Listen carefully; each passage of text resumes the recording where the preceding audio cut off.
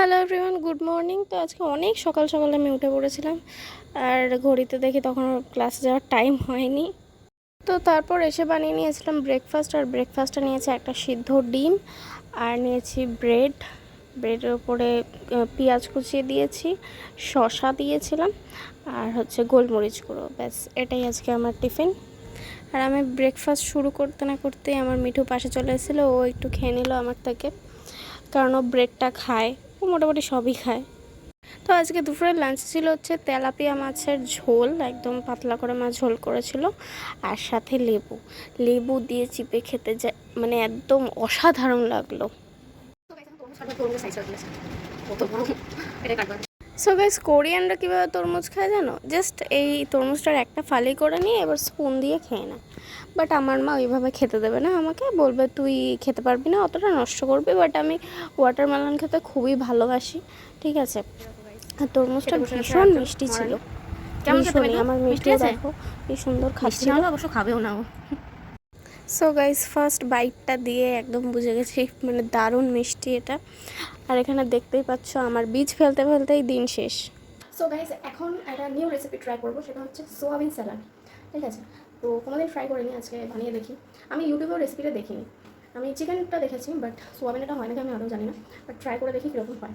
তো এখানে নিয়ে নিয়েছি ধনেপাতা কুচনো, শসা, রসুন কুচি, টমেটো, পেঁয়াজ, লেবু, আর এটা হচ্ছে ক্যাপসিকামটা নিয়ে নিয়েছি, একদম ছোট ছোট করে কেটে নিয়েছি। আর এখানে হচ্ছে নুন দিয়ে জাস্ট সিদ্ধ বসিয়ে দিলাম সোয়াবিনটাকে, একদম হালকা আঁচ করে নিয়েছি। আর এটা জলটাকে ঝরিয়ে নিলাম। তো গাইজ, এখানে রিফাইন তেলটা ভালো করে গরম করে নেওয়ার পর এখানে সয়াবিনগুলো দিয়ে নিয়েছি। আর সয়াবিনগুলো দেওয়ার আগে কিন্তু অবশ্যই জলটা ভালো করে চিপড়ে নিতে হবে। আমি চিপড়ে নিয়েছিলাম, বাট তাও লেগে গেছিলো একটু, কারণ অল্প অল্প জল তো থেকেই যায় না।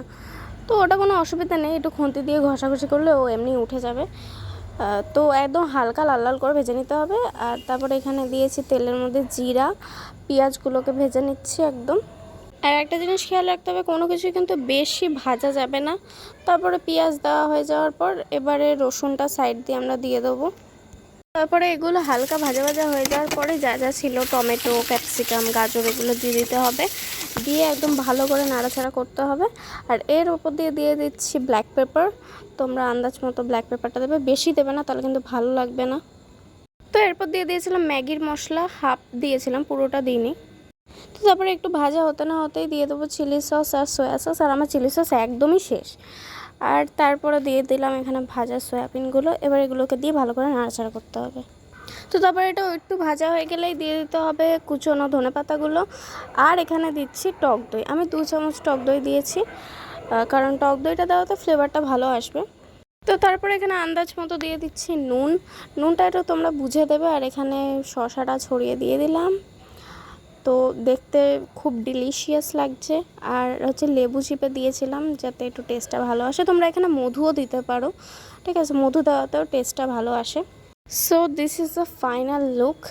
আর এটার টেস্টটা একদম অসাধারণ ছিল, ঠিক আছে, মানে এরকম টেস্ট কোনোদিন আমি কোথাও পাইনি। তবে হ্যাঁ, একটু নুনটা কম হয়েছিল, তোমরা কিন্তু নুনটা একটু বুঝে দেবে। হ্যাঁ, তো নুনটা একটু কম হয়েছিল, বাকি সব একদম পারফেক্ট, দারুণ হয়েছিল খেতে। আর গাইস, তোমরা কিন্তু এই রেসিপিটা অবশ্যই বাড়িতে ট্রাই করে দেখো। ট্রাই করার পর যদি ভালো লাগে তাহলে কমেন্টে জানিও, আর যদি নাও ভালো লাগে তাও কমেন্টে জানিও, নো প্রবলেম। তো দেখা হচ্ছে নেক্সট কোনো ভিডিওতে। তো আজকের জন্য বাই বাই।